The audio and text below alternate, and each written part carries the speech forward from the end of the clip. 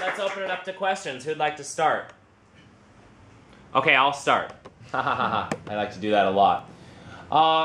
This is going back to pretty much the beginning of your speech, or close to it. You were showing pictures of the magistrates, I believe, in England, or possibly Australia, wearing the wigs like pharaohs. Now, this is slightly unrelated, but I wonder if you have information on this. I've heard that a court is supposed to resemble the court of a ship or something like that, related to maritime law. Do you know anything about that? Vaguely, yeah, I read about it, but I'm a dilettante on that. Yes, what I know is it resembles, a court resembles very, very intimately a Masonic temple. So they have exactly the same characteristics, right? Where you have the judge sitting on top, right, on the fence, and then the people around and so on. So that kind of court is the same as this. But yes, I think when you think about what is called maritime law and so on, right?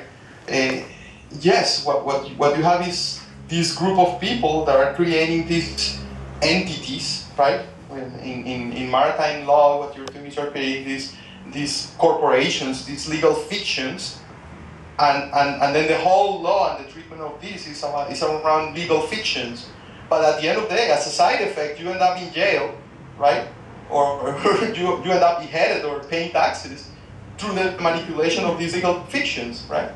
But yet, I think that's the case, but I don't have enough information. Right, no, that does remind me of what I heard, so thank you. Other questions? Yeah, I would like to post one question. When you're talking now, you said that this kind of court thing is connected with the Masonic tradition or something, but we had courts a long time ago before any appearance of these Masons, Freemasons or whatever. So we had courts in ancient China, in ancient Persia, in Egypt, Mesopotamia, and that was a long time before any appearances of some kind of Masonic lodge or whatever. Right, well, first off, Masonry, modern Masonry, right, is from the 1700s, but if you look at the traditions of them, they come basically from Egypt, right, and you have a lot of, and the Temple of Solomon, right, which is the center of the ritual of the lodge represents the Temple of Solomon. So same thing, right? Like you look at the buildings that I show you, those temples that today are courts, right? And they resemble, it's the same thing, right? So they come from antiquity, and what I think is that Masonry, the history of Masonry, is something that it either has been around for millennia, or they took ideas from before. So it's either or. So I don't know if you can have a straight path to Egypt from the Masons, or if they started in the 1700s, and actually they started in the guilds of Masons who were building the cathedrals, right, in the medieval times. But if you think about it, I don't know if you can take that straight down to Egypt, or they adopted all these ideas of Egyptian rituals and so on. Okay, other questions? I have one. Yep. The advertising industry capitalizes on this idea, does it not? I just want to know what your take on that is. Did you hear the question? No, I didn't hear okay. anything. Sorry. Sorry. The advertising industry pretty much has knowledge of what you're talking about and capitalizes on it, doesn't it? To sell products? Absolutely. If you see, the father of what is known public relations, right, and the modern father of public relations and all the Madison Avenue advertisement companies was called Edward Bernays. And he was basically a war propagandist. He was the guy in charge of psychological warfare in World War II. But what is interesting about this guy, Edward Bernays, is that he was the nephew of Sigmund Freud. So he was intimately connected with all this knowledge about the head and the mind and psychology. There is a very interesting BBC documentary called The Century of the Self, in which they present all these ideas of Edward Bernays, and I recommend it to you. But definitely, I think, I don't know if it, I don't think this is a big conspiracy where every single person knows about this and so on. But in a way, when you go and study advertisement in university, even your professor doesn't know that what he's teaching you, but what he's giving you down is this knowledge, right? He's passing you down this knowledge that comes from somewhere. And probably people lost the track of where these things come and so on. But yeah, definitely, they do in advertisement, and I know it because my wife works on advertisement. They do all these focus groups where they show the red color or the blue color and what is more effective. If we have the bottle with the red thing or the bottle with the blue thing, and they spend millions and millions of dollars looking at what is more effective to manipulate people, right? To move people to behave or to buy different things. And same thing you bet for war, right? And war propaganda. Thanks. Okay, other questions? I have another question. When you say like a money and connected, you said like a money is only a piece of paper connected with some kind of magic things. But paper, this like a piece of paper represents a value of goods, services, energy, etc. Without the money, we would have a goods for good exchange like 3,000 years ago. Money is achievement of a culture. I cannot imagine today's contemporary world without the money. Money is something that we all need, you know. Sure. I'm not passing a value of judgment, right? I'm just stating facts.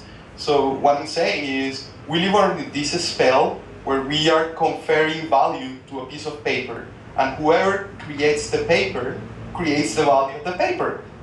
So this is the classic way of, you see, when you have this, the way you fund governments is through inflation. So what you do is, if you have the printing press, right, what I can do is I can print more paper, and then what I'm doing is I'm stealing your money, or your value, your savings away. So I'm not saying that it's not necessary, right, and that we'll need commerce and that we'll need a medium of exchange. What I'm talking about is that the one, this very particular one that we have today and use, right, is conjured to existence by magic.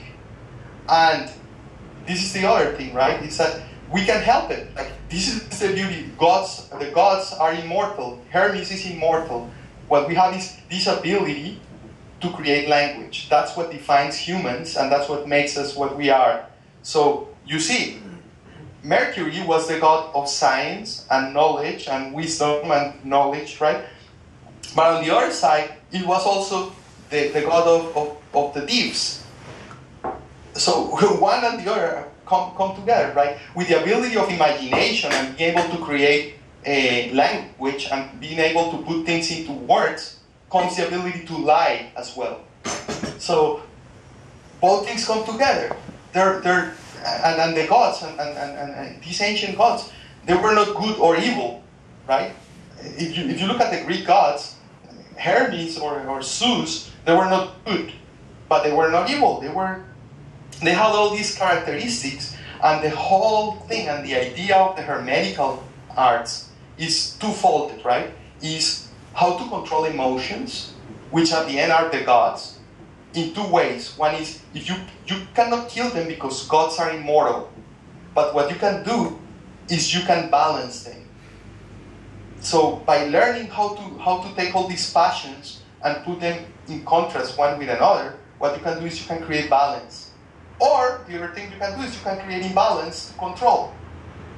So you can do both things when you know these arts, right? But they're not good or evil. They're laws of how people behave. And then you can exploit them for good or for evil. Make sense? Yep. Okay, other questions?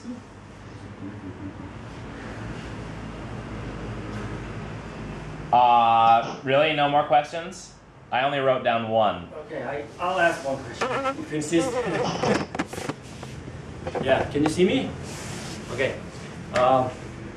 Is this magic equally strong in different types of societies, like democratic, capitalist, socialist, communist, totalitarian, and otherwise, and all the other societies? How strong is in different societies? I didn't hear. Can you repeat? In different types of societies, how different is the magic, and where is stronger, where is weaker? I see. I think it's equally strong in all societies, right? So what you see is that it has mutated, right? Because our nature is always the same. So, but you can see how society before, you had a very religious caste, which was the one that rules society and runs society, right? Well, that has been substituted by strong government and strong state, right? So the idea of God that gives you everything and is the provider of food and health and life and all this has been substituted by the idea of the state. So now the state is in charge of giving us health care and jobs and insurance and all these things. So, but the needs are the same. What has happened is that the figure that we have to represent these forces has changed. And you can see the same thing in different cultures, right? So you can see how thought and the ivies and all these figurative representations of the god has been changed to what we have today, or to Hermes, right? And so on. So I think this is always the same fundamental, like to the different needs and expectations of people. One thing that is interesting is that we manage, or we look at things literally. So when we talk about things, we can't help but think about things literally. So I don't know. Imagine a religious fundamentalist, right? Now he's taking the sacred book literally, but think a materialist, a fundamentalist materialist, right? Like Hawkins. Is the name of this guy? Yeah. He's taking the book literally too, and he's rejecting it. So it's the same kind of superstition in both cases, right? One guy who literally creates that the world was created in six days, right? He's thinking about the book and the story literally, and he's believing it. That's superstitious. And then you have the materialist on the other side that says, no, the world was not created in 6 days, therefore that book is bunk. But you see, his level of mind is the same as the guy that is thinking that the world was made in 6 days. Because both are one is believing and the other one is rejecting that concept. They're not transcending that into allegory and looking at the depth and the richness of these ancient books and the knowledge that they have, right? They stay illiterate at the first level of the thing, which is just the image, the pure story for kids. Okay, I think I have a question, a couple of questions.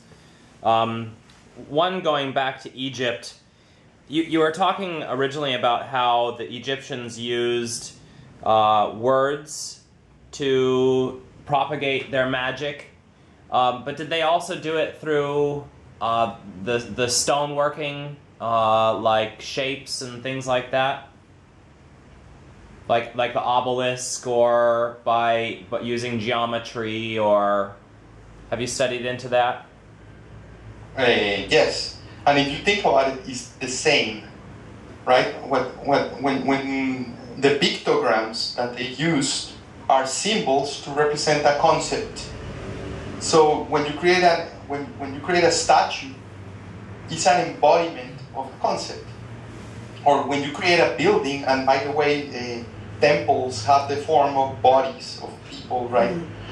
Or the universe, because remember, all was the same. What you're doing is it's an embodiment of a concept. So when I talk about language and the written language, right, transcends that. Is symbols and the ability that we humans have to associate concepts to symbols, and how we can code and decode messages and concepts and ideas into symbols, so we can project our inner self and embody it into physicalities. And that force that I just described is what is used and exploited or utilized by the magicians to create supernatural entities. Got it? Yep. So are there other questions? Because I have a couple more. Okay, Michael? Can you hear me? Maybe Yes. All right. Because you gave really a rich account on magic, and I used to think of magic as this very instrumental and a pragmatic system of beliefs, that it doesn't really deal much with complex ontology and so on. It's just more that is especially sympathetic magic is that is that one object resembles another object, then there's a supposed relation between those two, right? Like and this kind of sympathetic magic we can see even in so-called scientific society. That we drink wine and it's supposed to be good for our blood and so on. And I thought it's only on this ground level, but you gave so deep account on it, and I'm curious about that. Can you really go so far from this very instrumental and pragmatic everyday practices to this very complex system of representation and manipulations of people's minds through creating associations with emotions, with images, and the behavior with emotion and image? And how is it, like, if the sympathetic magic especially is not only related to this very instrumental activities that we have, that we don't have any other ways to kind of explain things, then so we suppose a relation between objects that resemble each other. Yes, basically, I don't know much about sympathetic magic, right? I read a little bit about it, but any comment that I do about it is going to be shallow. So I'd rather pass on that. But one thing that I can say, right, is that all these things, what I found so far when I study any topic that I start studying, right, it can be very ridiculous, right, like that's whatever. So you start with something that at face value sounds absurd and impossible. What happens is that when you study it for the first time, you think it's absurd and impossible because you don't know what it really means. So as you study more and more and more, what you start to do is you start to peel, like peeling an onion, where you start to go and you can reach the core or the kernel of truth of this, right? So in the case of sympathetic magic, I don't have any evidence that it works, and I've never done it, but I'm pretty sure that if you study it, you're going to find a rationale on one of two things: why it works or what it really means, which is the other one, right? Because the beauty of all these systems of knowledge, right, is that they're veiled in allegories, and then they're like onions where there's different meanings depending on the level of knowledge that you have. So that would be my comment, right? For now, what I know is that I don't look for ghosts and things like that. I don't know if they are there or not, right? But I found this, which is pretty big, right? Like, these are big ghosts. So perhaps there are other demons and elementals have little creatures that crawl around, but I'm not sure.